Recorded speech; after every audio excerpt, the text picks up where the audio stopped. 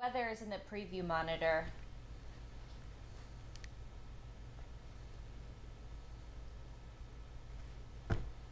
I don't know. Yes.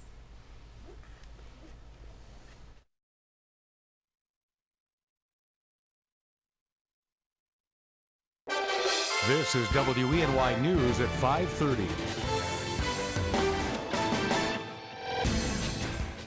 Good evening, I'm Renata Steele. And I'm Nick Quatrini. Thanks for joining us for WENY News at 5:30. The future of the First Arena in downtown Elmira could be decided by the end of this week. That's right. Chemung County Executive Tom Santulli says the ball is in the prospective owner's court. By this Thursday, the interested buyer needs to file paperwork with the ECHL saying he'll put a team on the ice for the 2017-18 season. The ECHL has a hearing on Thursday. If the prospective owner meets the league's criteria, Santulli says the transfer of ownership could go very quickly. The next 48 hours are going to tell the entire story of what happens with professional hockey in our community. So, keep our fingers crossed. Hopefully all that goes well. We've done everything we can do. Now it's in the hands of the prospective owner to file the appropriate paperwork. As we've been reporting, the city of Elmira recently announced they would not front half the money to pay for a new ice plant at the arena. Santulli says the IDA informed the prospective buyer what it could do in regards to that expense, and the buyer understands anything beyond that would be his responsibility. Stay with WENY News. We hope to have an update for you by Thursday evening. And Governor Andrew Cuomo is weighing in on the reconstruction project for the Elmira Corning Regional Airport. County Executive Tom Santulli met with Governor Cuomo and several other county executives last week to discuss the $40 million revitalization project. Santulli says Governor Cuomo wanted Chemung County to know how important the job was and that he wanted it done on time and at the right price. So the moral of the story was that the governor was telling us that he would love to see the vast majority of this project done by the end of 2018. So we're fast tracking everything we're doing. We'd like to get started, sometime, the design work is actually being constructed right now of what the terminal will look like. And Santulli said they're also working to find a new major hub to fly to after losing American Airlines flights to Philadelphia.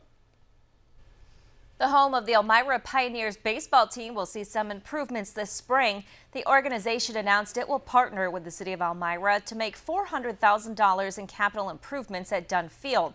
The city put aside that money as part of its 2017 budget. The improvements will include fixing minor structural concerns and replacing sections of seating.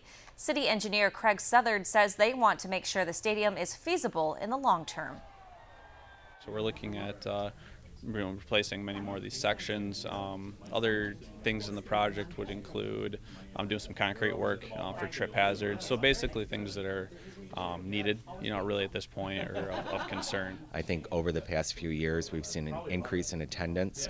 It's affordable for families to go to, and who doesn't love baseball?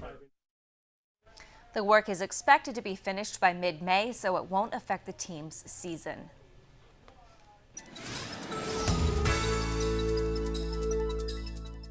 Some wet weather across the Twin Tiers today. On the mild side as well, temperatures into the 50s. Had the rain move through this morning, kind of breaking the precipitation here for the afternoon and early evening. But we're tracking the first of about 3 cold fronts that are going to pass through the viewing area within the next couple of days. But the first one here crossing over the eastern edge of Lake Erie, and that'll come through later tonight with a gusty line of some showers.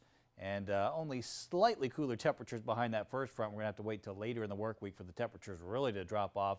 You'll see that in the extended forecast coming up in just a bit. But in the meantime, again, just cloudy skies in place and some showers becoming likely once again later on tonight. Wind advisories also been posted for tomorrow for our New York viewers. This goes into effect at noon tomorrow through midnight tomorrow night. You'll be looking at some wind gusts near 45 miles an hour. 53 with cloudy skies in Elmira right now, looking at 49 in Ithaca.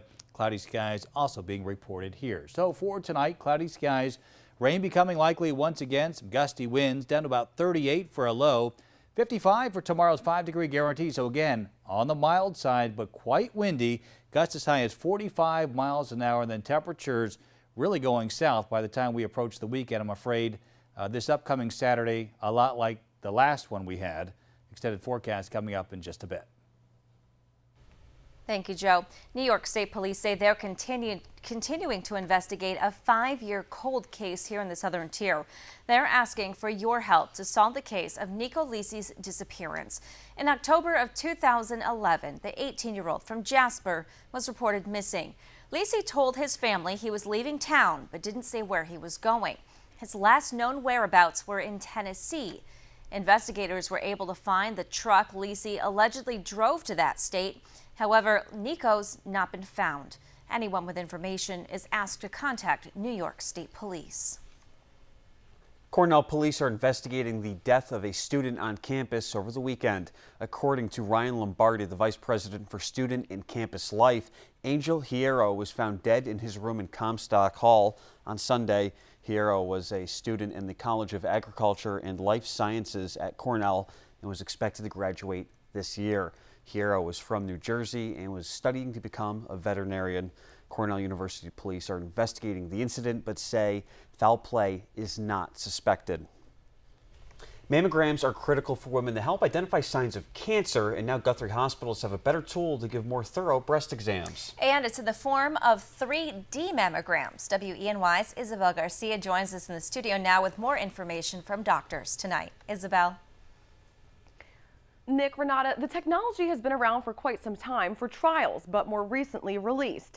Now, as of January, Guthrie hospitals now have the capability to identify any issues in breast tissue at an earlier stage, saving more than just time and money for the patient.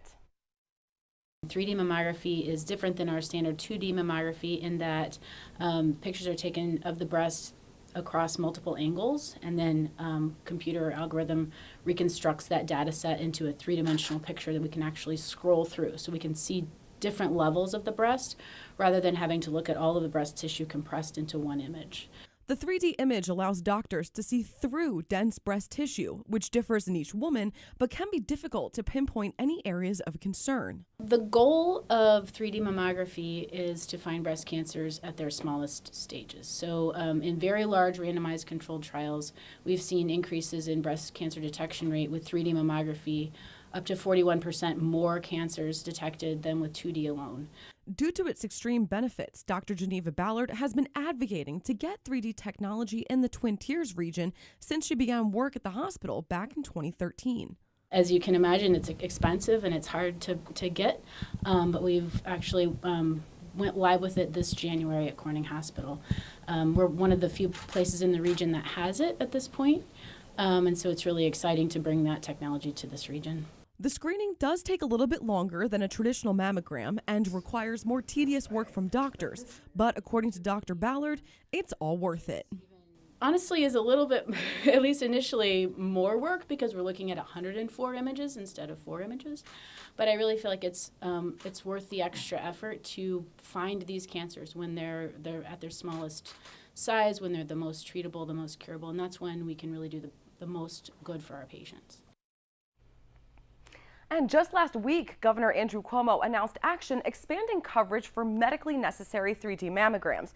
Guthrie hospitals do ask you to check with your insurance provider prior to scheduling an appointment. For now, reporting in the studio, Isabel Garcia, WENY News. Republican lawmakers in New York State are pushing back against a plan for consolidating government programs. Governor Andrew Cuomo has proposed requiring counties to create plans to consolidate government programs and share equipment. This in an effort to reduce property taxes for New York residents.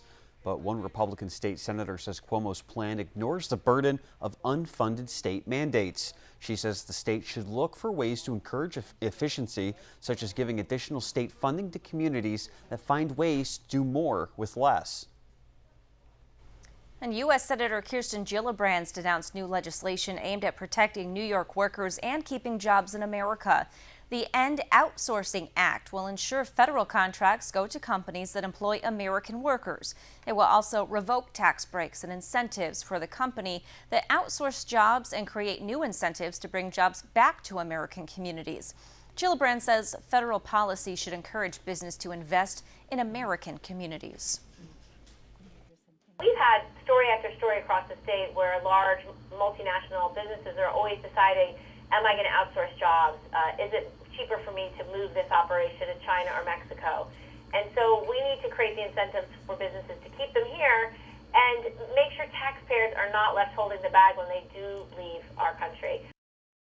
Gillibrand says they're currently working with the New York delegation in the House of Representatives to find co-sponsors for the bill. She says she's not heard from the White House if President Trump supports the plan. And still to come, Republicans in Congress have released preliminary replacement plans for the Affordable Care Act. And we'll take a look at what it includes and how it will affect Americans. We'll be dodging a few more showers across the Twin Tiers later tonight, and the winds really picking up for tomorrow. Frequent gusts over 40 miles an hour. We'll take you through the rest of the forecast coming up right after the break. But first, a live look at our Mansfield Skycam. They're watching.